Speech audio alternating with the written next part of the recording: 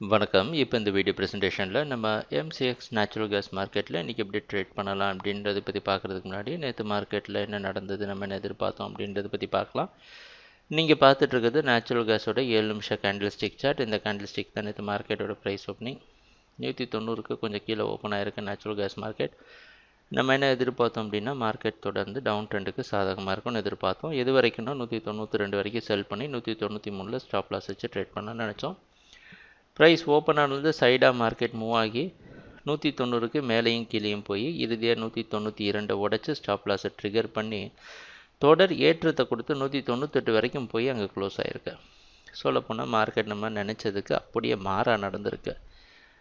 இது எதனால் அப்படின்னு சொல்லி பார்த்தோன்னா, நேற்று இன்வென்ட்ரி ரிப்போர்ட் இருந்தது, அதனால் மார்க்கெட் மேலே போயிடுச்சுன்னு அப்படின்னு சொல்லலாம். ஆனால் நம்ம எந்த ஒரு ஃபண்டமெண்டல் நியூஸையும் நம்ம பார்க்குறது கிடையாது.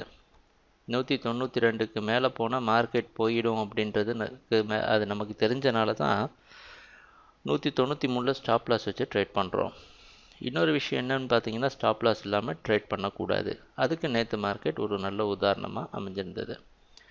இன்றைக்கி என்ன பண்ணலாம் அப்படின்றத பற்றி பார்க்கலாம். போன வாரம் முழுவதுமே இப்போ இந்த ஸ்கேலை கொஞ்சம் சுருக்குனா உங்களுக்கு ஓரளவு தெளிவு கிடைக்கும். சரிங்களா? 5ஆம் தேதி தான் போன வாரம் திங்கக்கிழமை மார்க்கெட்டை 5ஆம் தேதியிலேருந்து போன வாரம் முழுவதும் 190 வரைக்கும் கீழே வந்து மார்க்கெட் அப்படியே சைடாக மூவ் ஆகி க்ளோஸ் ஆகிருந்தது. இந்த வாரம் மறுபடியும் மார்க்கெட் 199 ரெசிஸ்டன்ஸ் எடுத்து 190 உடச்சி ஓரளவு கீழே வந்திருக்கு. ஆனால் அதால் நிற்க முடியாமல் மறுபடியும் மேலே போயிருக்கு. சரிங்களா? ஸோ இப்போ என்ன அப்படின்னு பார்த்தோன்னா, மார்க்கெட் கீழே வர கொஞ்சம் தடுமாறுதுன்னு தான் சொல்லணுமே தவிர, அதனால் ட்ரெண்டு மாறிடுச்சு அப்படின்னு கேட்டால் நமக்கு பதில் கிடையாது. இன்னும் மார்க்கெட் டவுன் ட்ரெண்டில் தான் இருக்குது. அதனால் என்ன பண்ணலாம், ஒரு குழப்பமான இடம் இருக்கிறதுனால இன்றைக்கி மார்க்கெட் வாட்ச் பண்ணிவிட்டு சரியான டைரக்ஷன் கிடைச்சதுக்கப்புறம் ட்ரேட் பண்ணலாம்.